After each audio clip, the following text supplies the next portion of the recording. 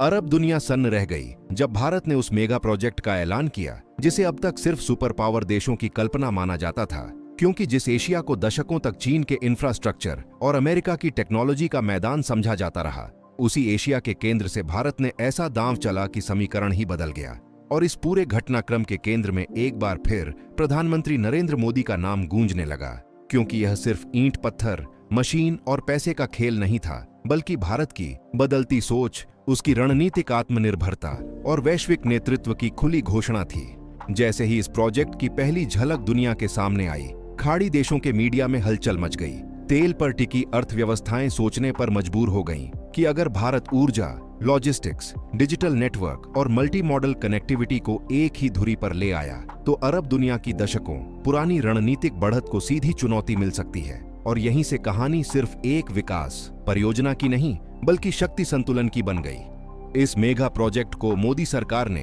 भविष्य का पुल बताते हुए यह संकेत दे दिया कि भारत अब किसी एक देश या ब्लॉक पर निर्भर नहीं रहेगा, बल्कि खुद वैश्विक व्यापार, ऊर्जा और टेक्नोलॉजी के रास्ते तय करेगा। यही वजह है कि चीन की बेचैनी साफ दिखाई देने लगी, क्योंकि उसे एहसास हो गया कि एशिया में उसकी बेल्ट एंड रोड जैसी योजनाओं को पहली बार किसी ने उसी स्तर पर, उसी आत्मविश्वास के साथ चुनौती दी है। और फर्क सिर्फ इतना है कि यहाँ कर्ज का जाल नहीं, बल्कि साझेदारी और भरोसे की बात की जा रही है। अमेरिका भी हैरान रह गया, क्योंकि उसने भारत को अब तक एक उभरती शक्ति के रूप में देखा था, लेकिन इस प्रोजेक्ट ने यह जता दिया कि भारत अब उभर नहीं रहा, बल्कि पहुंच चुका है। और जब मोदी जी ने मंच से यह कहा कि यह परियोजना सिर्फ भारत के लिए नहीं, बल्कि दुनिया के लिए नए अवसर खोलेगी, तो वह बयान महज कूटनीतिक नहीं, बल्कि एक स्पष्ट संदेश था कि नई विश्व व्यवस्था में भारत खुद को निर्णायक भूमिका में देख रहा है।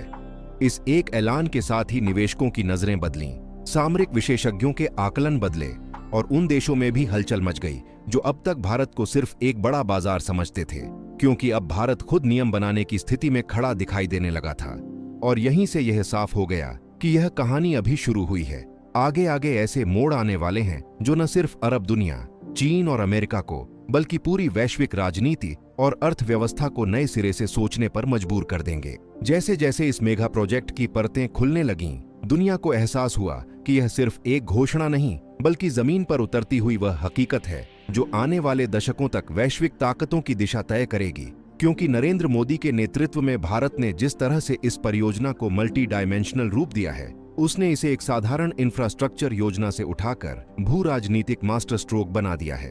अरब देशों के लिए यह प्रोजेक्ट इसलिए भी चौंकाने वाला साबित हुआ क्योंकि भारत ने ऊर्जा, पोर्ट्स, रेलवे, डिजिटल कॉरिडोर और इंडस्ट्रियल हब्स को एक ही फ्रेम में जोड़कर यह दिखा दिया कि अब व्यापार सिर्फ तेल और समुद्री रास्तों तक सीमित नहीं रहेगा, बल्कि डेटा, ग्रीन एनर्जी और हाई स्पीड लॉजिस्टिक्स भी उतने ही ताकतवर हथियार होंगे। और यही बात चीन को सबसे ज्यादा परेशान कर रही है, क्योंकि उसे साफ दिख रहा है कि भारत का यह मॉडल उसकी बेल्ट एंड रोड इनिशिएटिव से न सिर्फ अलग है, बल्कि कई मायनों में ज्यादा टिकाऊ और भरोसेमंद भी है। चीन जहां कर्ज के जरिए देशों को अपने प्रभाव में लाने की रणनीति अपनाता रहा, वहीं मोदी सरकार साझेदारी, पारदर्शिता और साझा विकास की बात कर रही है। और यही अंतर दुनिया के कई देशों को भारत की ओर खींच रहा है।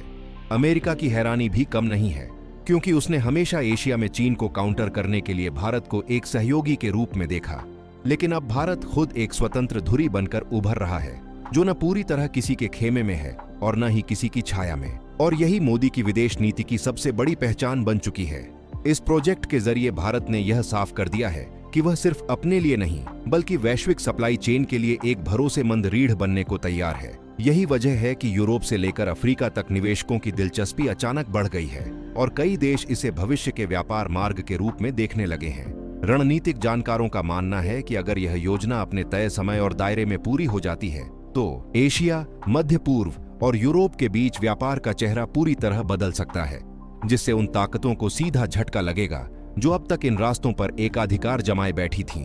मोदी जी ने अपने संबोधन में जिस आत्मविश्वास के साथ कहा कि भारत अब फॉलोअर नहीं, फ्यूचर शेपर है, उसने यह स्पष्ट कर दिया कि यह परियोजना सिर्फ आर्थिक लाभ तक सीमित नहीं है, बल्कि भारत की सॉफ्ट पावर, कूटनीतिक पकड़ और रणनीतिक आत्मनिर्भरता को नई ऊंचाई देने वाली है। यही कारण है कि चीन की सरकारी मीडिया में बेचैनी झलकने लगी, अमेरिका के थिंक टैंक नए समीकरणों पर चर्चा करने लगे और अरब दुनिया में यह सवाल उठने लगा कि क्या आने वाले समय में भारत इस क्षेत्र का सबसे अहम साझेदार बन सकता है। और इन सभी सवालों के बीच एक बात बिल्कुल साफ हो गई है कि नरेंद्र मोदी के नेतृत्व में भारत अब वो देश नहीं रहा जिसे नजरअंदाज किया जा सके। जय हिंद।